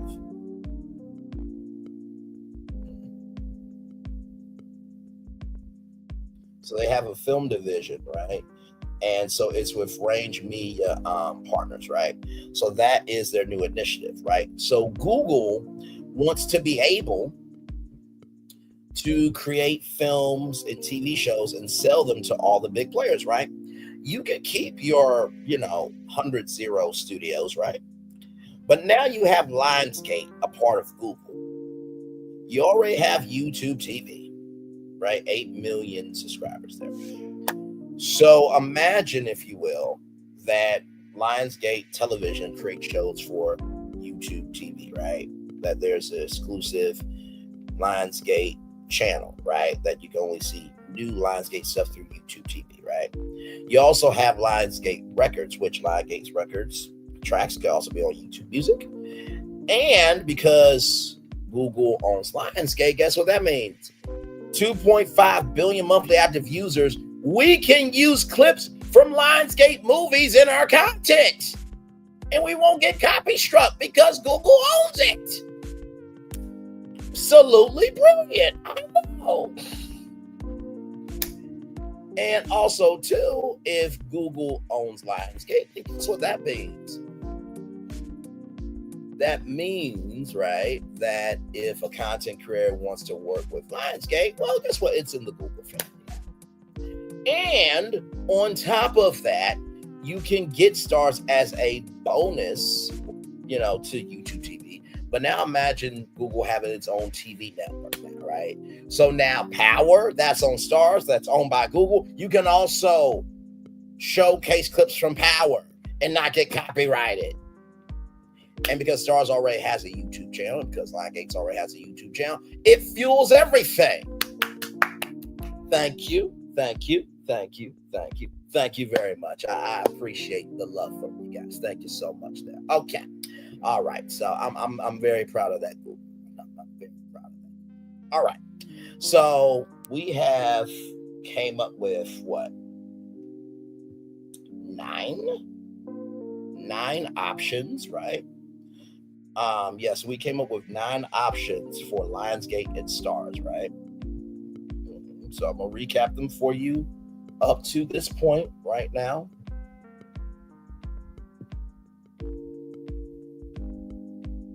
So Penske Media Group is number 1.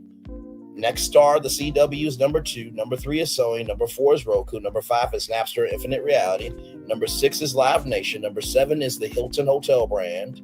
Number 8 is Disney. Number 9 is Alphabet. You're probably wondering what's number 10. And I think this one right here, now I know what you're thinking. You're probably thinking Google is my number 1 choice. Now, of course, in the shorts, it's going to come up on this side. So I'm going to point here, which will point over here. But you're probably thinking, Bray, what's your number 1 choice? Let me show you. It's on the map. Zoom out.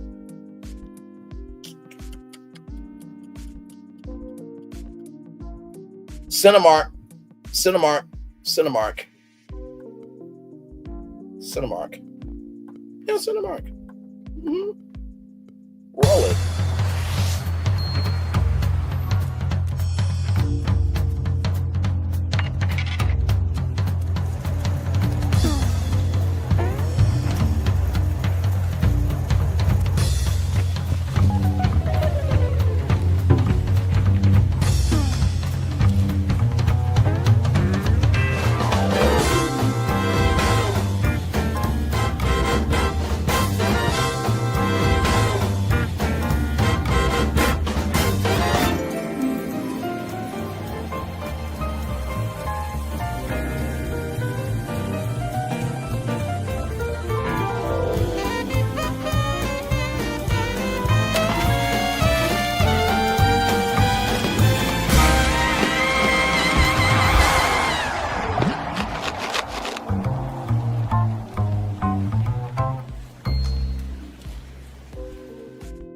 You're probably wondering, Braylon, why are you saying Cinemark? I'm so glad you asked.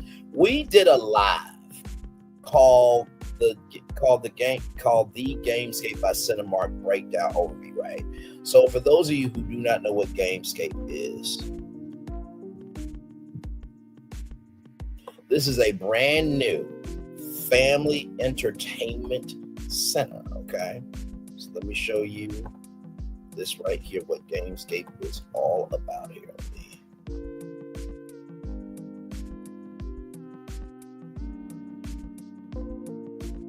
Sorry, I'll put it.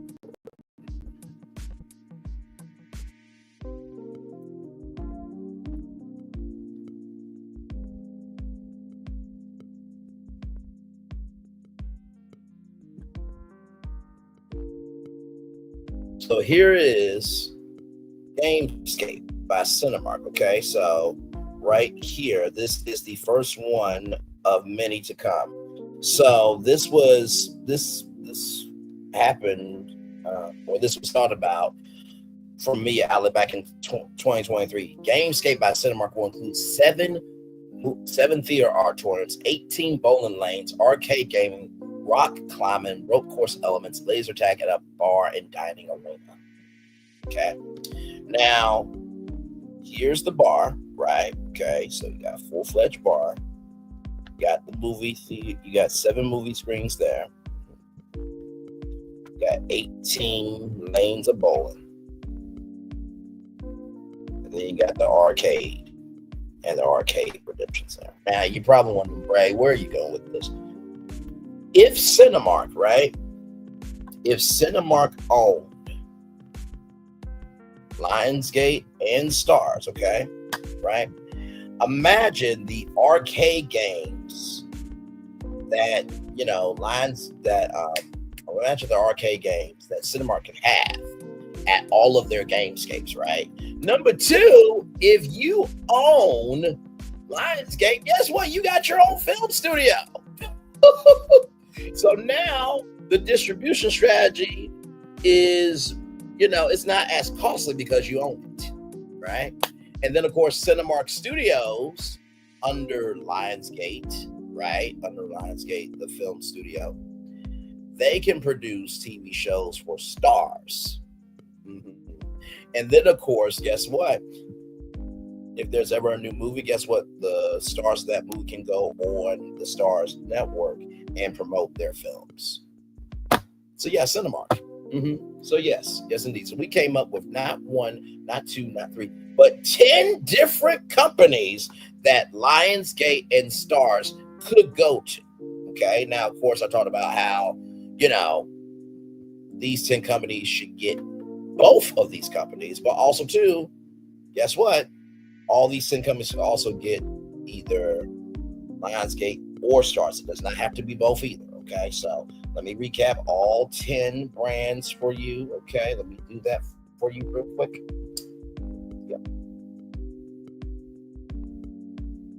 So Penske Media Group, Nexstar, the CW, Sony, Roku, Napster Infinite Reality, Live Nation, Hilton, Disney, Google Alphabet, and Cinemark are the 10 companies I believe that Lionsgate and Starz could go to.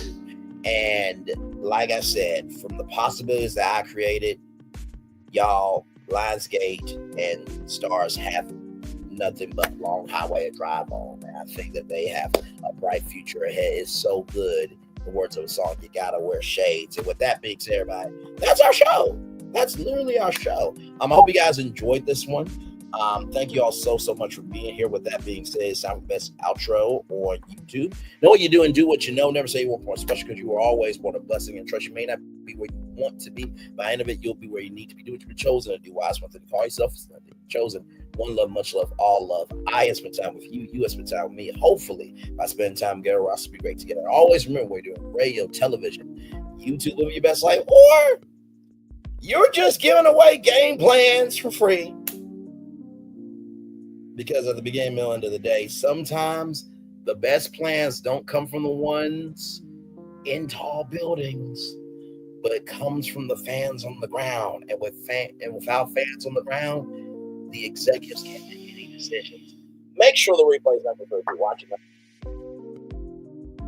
I love you. I value. I embrace you all. Always remember, see love, you gotta give. See love, you gotta give. See love, you gotta give. Wherever obstacles you have overcome, wherever success you have achieved upon this particular day, I'm extremely proud of you, but no one else is probably be proud of you, damn. So finally, y'all listen.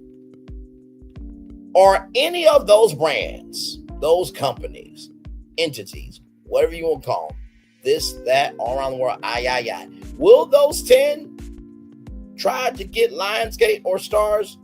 I don't know. But then again, the words of our fairy godmother, Whitney Houston, rest in joy to her, impossible things are happening every day. A lot of times, the reasons why things don't happen is because there's not a process to figure out why they could happen. I hope I did that tonight. Commercial break and fireworks are coming your way for the day that was, for the day that's coming, for the blessings on the way for you, me, all of us, as a society, as a people, as a culture. I feel the love. And I'll send it right back to you. Good night, everybody. Love you all. Bye-bye. I thought I should tell you they've been talking about you. Yeah, they've been talking about you. They've been talking about the fact that they've done everything they could to stop you and everything they could to block you, but you still win.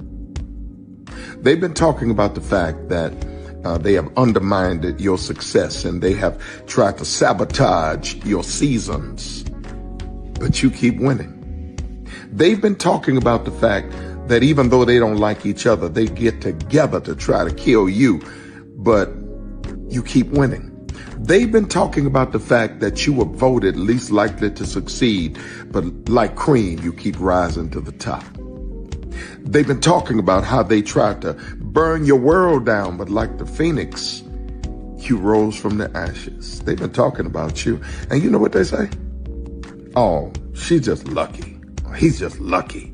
But no, you ain't lucky. You're anointed. You got something on you. You got favor on you. You got power on you. You were born to win.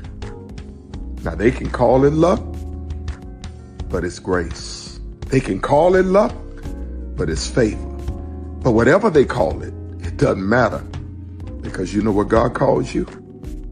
Do you know what God calls you? A winner. I thought I should tell you that. There's really no secret about our approach. We keep moving forward. With the hope that it will be a source of joy and inspiration to all the world. In Disney's 102-year history, there have been many defining moments and countless achievements. Today, we celebrate another thrilling moment, the creation of a spectacular new Disney theme park resort coming to Abu Dhabi.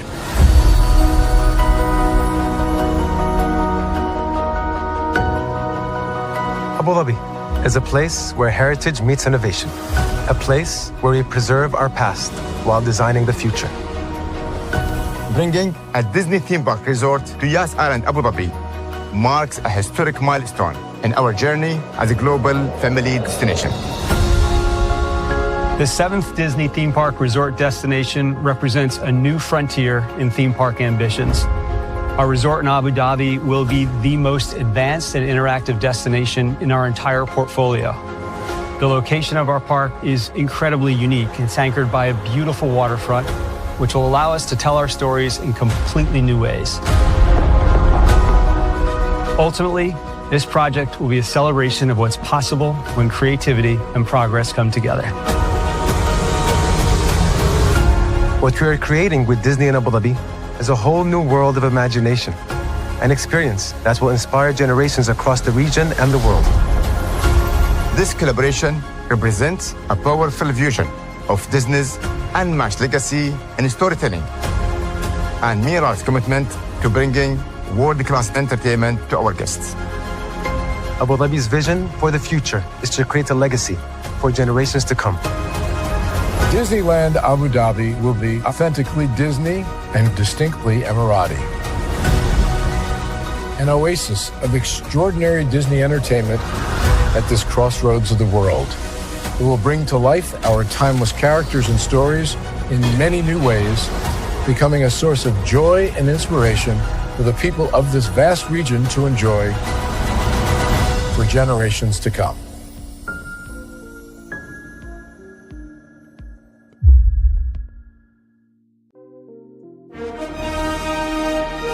Prepare for a journey beyond imagination, beyond belief, beyond anything you've experienced before. Universal Epic Universe, a new theme park where you'll step through extraordinary portals to 5 immersive worlds. Prepare for a cosmic voyage of discovery, an isle of fire-breathing excitement, a shadowy world of monsters and mystery, new wonders in the wizarding world, and a new way to play. Plus the splendor of a magnificent resort hotel overlooking the park. It's all new excitement at Universal Orlando Resort. A week's worth of vacation thrills with 4 amazing theme parks, a variety of spectacular themed hotels, and incredible dining and entertainment. It's all at Universal Orlando Resort, where you'll find new adventures every day. Explore the astonishing worlds of Universal Epic Universe at Universal Orlando Resort.